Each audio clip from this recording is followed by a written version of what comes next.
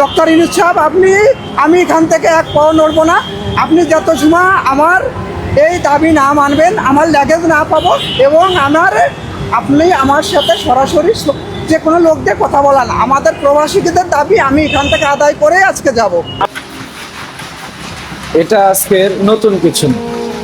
আমাদের প্রবাসী ভাইয়েরা মাঝে মাঝেই দেশে আসতে গেলে তাদের সাথে এই অনৈতিক কার্যকলাপ তাদেরকে করতে হয়। একটা প্রবাসী কতটা কষ্ট করে নিজের মাতৃভূমি ত্যাগ করে বিদেশেতে নিজের পরিবারকে ফেলে একমাত্র তাদের সুখের জন্য তারা এই প্রবাসে এত কষ্টের জীবন যাপন করে।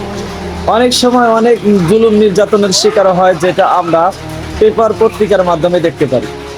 তো তারা যদি দেশে আসার সময়ও তাদের সাথে এই অনৈতিক এই কার্যকলাপ তাদেরকে করতে হয়, তাদের শখের মানুষের জন্য কিছু জিনিস, চুনু পাউডার থেকে নিয়ে একটা সুটকেস, এভাবে দিনে দুপুরে এতগুলা সেফকার থাকতে, এতগুলা সিসিটিভি ফুটেজ থাকতে, সেখানে একজন মানুষ অন্যায় কাজ কিভাবে করে?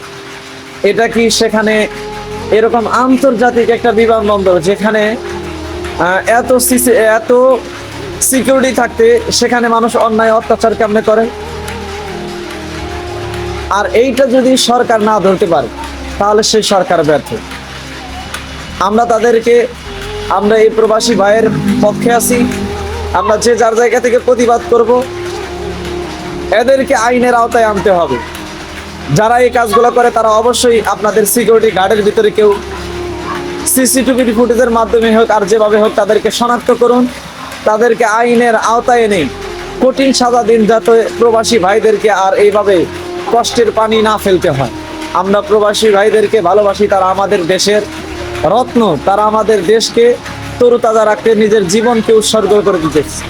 অতএব এদেরকে আইনের আওতায় আনা হোক, দোষীদেরকে উপযুক্ত শাস্তি দেওয়া হোক। আমরা এই ভাইয়ের সুটকেস সহ যত জিনিস হারিয়েছে তার যথাযথ সবকিছু আমরা ফেরত চাই।